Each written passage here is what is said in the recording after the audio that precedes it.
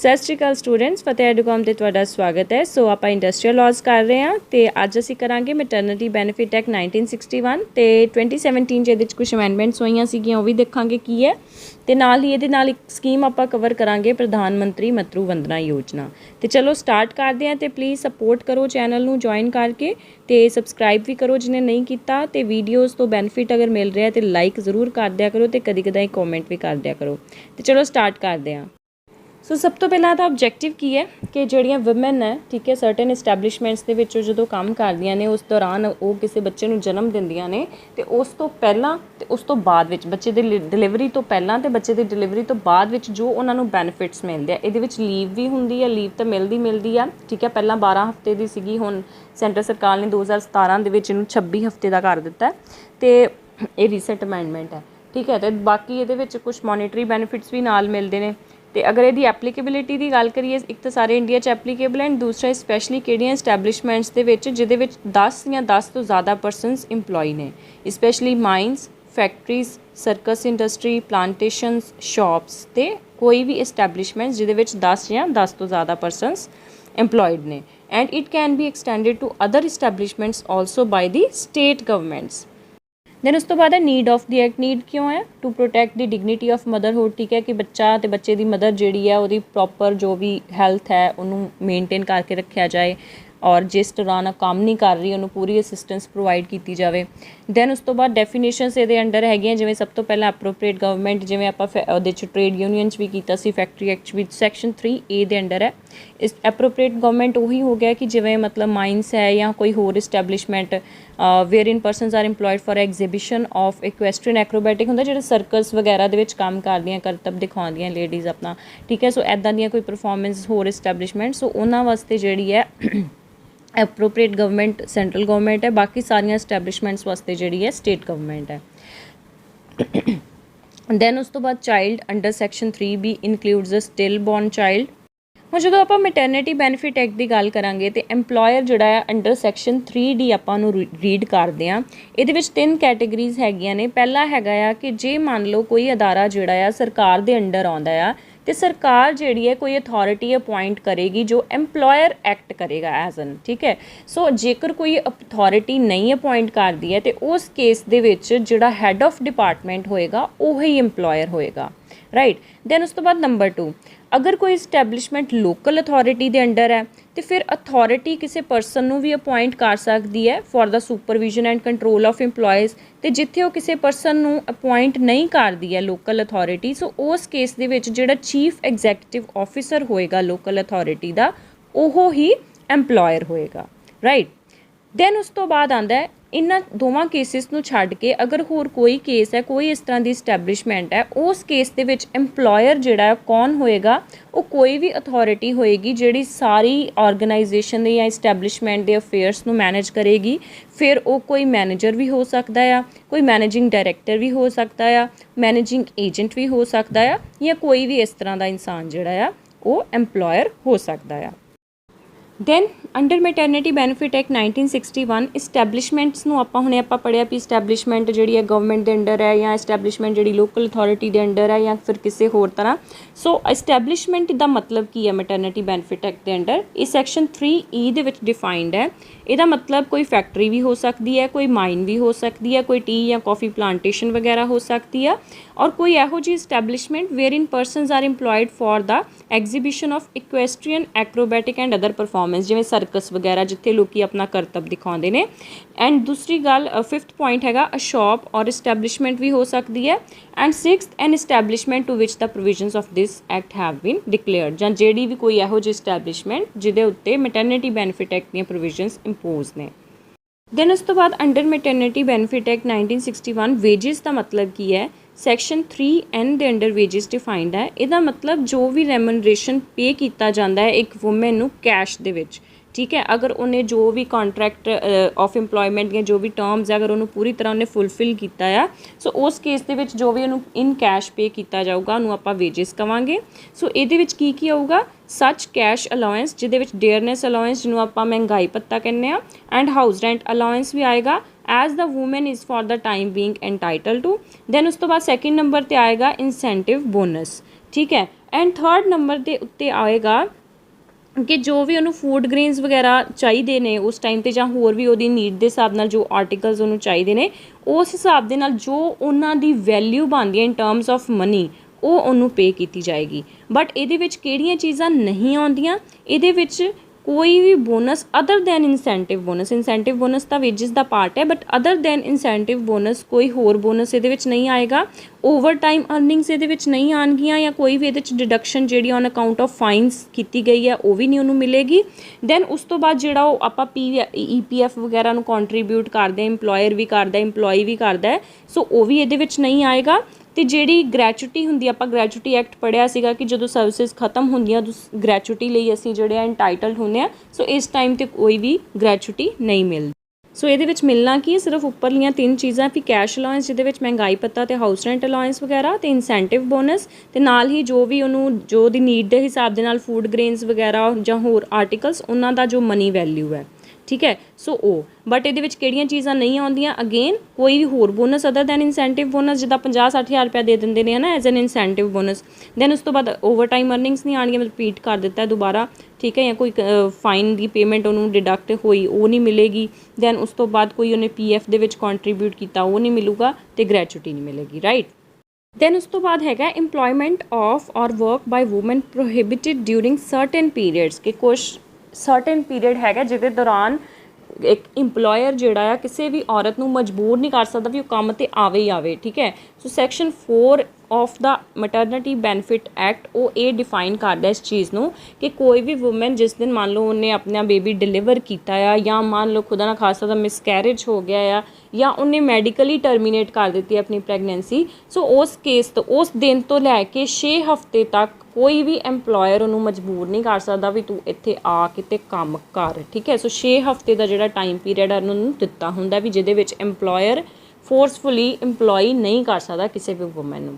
Then ਉਸ ਤੋਂ ਬਾਅਦ ਹੈਗਾ right to payment of maternity benefits. ਇਹਦੇ ਵਿੱਚ ਹੈਗਾ ਕਿ ਹਰ ਇੱਕ ਵੂਮਨ ਜਿਹੜੀ ਹੈ ਉਹ ਐਂਟਾਈਟਲਡ ਹੈ, ਮਤਲਬ ਉਹਨੂੰ ਉਹ ਰਿਸੀਵ ਕਰੇਗੀ ਬੈਨੀਫਿਟ, ਮੈਟਰਨਿਟੀ ਬੈਨੀਫਿਟ, ਔਰ ਹਰ ਇੱਕ ਇੰਪਲੋਇਰ ਜਿਹੜਾ ਆ ਉਹ ਬੈਨੀਫਿਟ ਦੇਣ ਲਈ ਲਾਇਬਲ ਹੈ, ਰਾਈਟ। ਸੋ ਜਿਹੜਾ ਮੈਟਰਨਿਟੀ ਬੈਨੀਫਿਟ ਉਹ ਕਿਸ ਹਿਸਾਬ ਨਾਲ ਦਿੱਤਾ ਜਾਂਦਾ ਹੈ ਕਿ ਜਿਹੜੀ ਉਹਦੀ ਐਕਚੁਅਲ ਐਬਸੈਂਸ ਹੈ, ਮੰਨ ਲਓ 6 ਮਹੀਨੇ ਦੀ ਜਿਵੇਂ ਹੁਣ ਇਹਨਾਂ ਨੇ ਕਰ ਦਿੱਤੀ ਹੈ, ਠੀਕ ਹੈ, ਅਤੇ 6 ਮਹੀਨੇ ਦੇ ਵਿੱਚ ਉਹ ਜਿਵੇਂ ਹਰ ਇੱਕ ਦਿਨ ਉਹਦਾ ਕੀ ਡੇਲੀ ਵੇਜ ਬਣਦਾ ਉਹਦੇ ਹਿਸਾਬ ਦੇ ਨਾਲ ਹੀ ਉਹਨੂੰ ਪੇਮੈਂਟ ਜਿਹੜੀ ਹੈ ਦਿੱਤੀ ਜਾਏਗੀ after the date of delivery, ਠੀਕ ਹੈ। ਜਿਸ ਦਿਨ ਉਹਦੀ ਡਿਲੀਵਰੀ ਹੋਈ ਹੈ ਉਸ ਦਿਨ ਤੋਂ ਲੈ ਕੇ ਜਦ ਤੱਕ ਉਹਦੀ ਲੀਵ ਚੱਲ ਰਹੀ ਹੈ 6 ਮਹੀਨੇ ਦੀ, ਜੋ ਗਵਰਨਮੈਂਟ ਵੱਲੋਂ 26 ਵੀਕਸ ਦੀ ਇਸ ਵੇਲੇ ਹੋ ਗਈ ਹੈ, ਪਹਿਲਾਂ 12 ਹਫ਼ਤਿਆਂ ਦੀ ਹੁੰਦੀ ਸੀਗੀ। ਸੋ 26 ਵੀਕਸ ਤੱਕ ਉਹ ਜਿਹੜੀ ਹੈ ਐਕਸਟੈਂਡਡ ਹੈ, ਠੀਕ ਹੈ। ਸੋ 26 ਵੀਕਸ ਦੇ ਤੱਕ ਉਹਨੂੰ ਉਹੀ ਸੈਲਰੀ ਮਿਲੇਗੀ ਜੋ ਐਕਚੁਅਲ ਦੇ ਵਿੱਚ ਉਹਦੀ ਡੇਲੀ ਵੇਜਸ ਦੇ ਹਿਸਾਬ ਦੇ ਨਾਲ ਔਨ ਐਨ ਐਵਰੇਜ ਬਣਦੀ ਹੈ।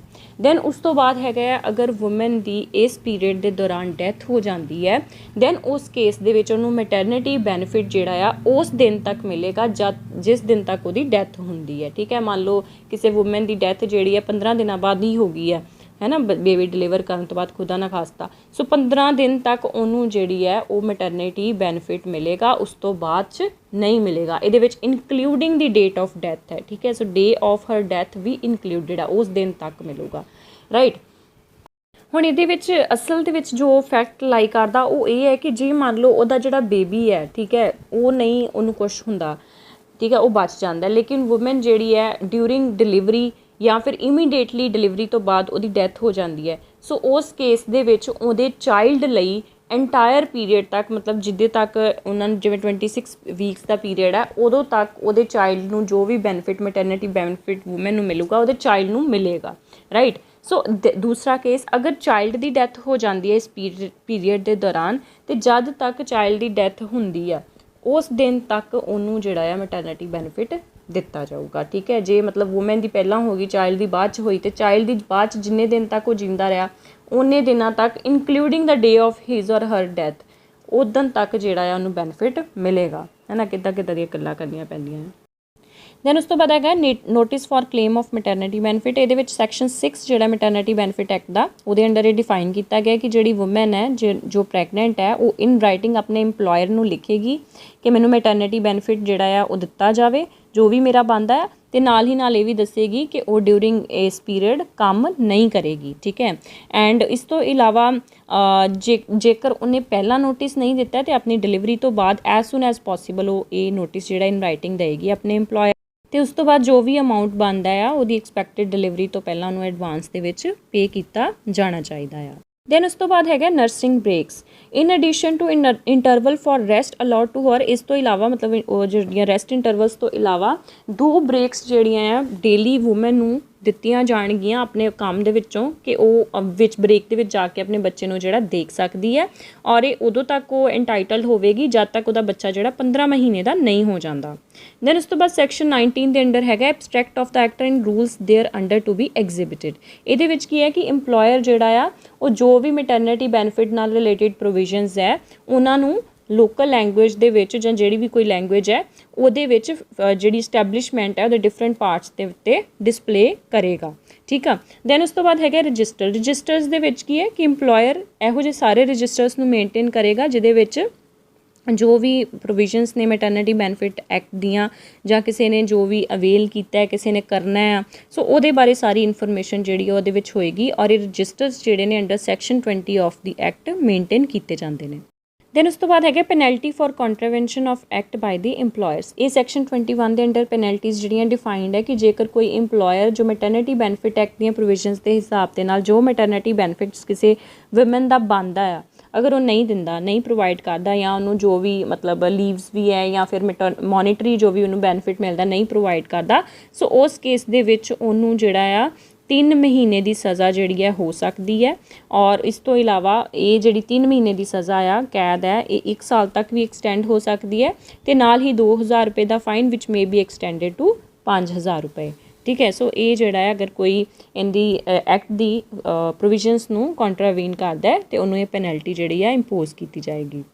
ਦੈਨ ਉਸ ਤੋਂ ਬਾਅਦ ਆਉਂਦਾ ਮੈਟਰਨਿਟੀ ਬੈਨੀਫਿਟ ਅਮੈਂਡਮੈਂਟ ਐਕਟ 2017। ਇਹਦੇ ਵਿੱਚ 2 ਚੇਂਜਿਸ ਕੀਤੀਆਂ ਗਈਆਂ, ਬਾਕੀ ਉੱਪਰਲੇ 2 ਪੁਆਇੰਟ ਉਹੀ ਲਿਖੇ ਹੋਏ ਕਿ ਰੈਗੂਲੇਟ ਕਰਦਾ employment of women during the period of child birth and provides maternity benefit, ਤੇ ਕਿੱਥੇ ਕਿੱਥੇ ਅਪਲਾਈ ਹੁੰਦਾ ਫੈਕਟਰੀ, ਮਾਈਨਸ, ਪਲਾਂਟੇਸ਼ਨ, ਸ਼ਾਪਸ ਤੇ ਅਦਰ ਐਸਟੈਬਲਿਸ਼ਮੈਂਟਸ।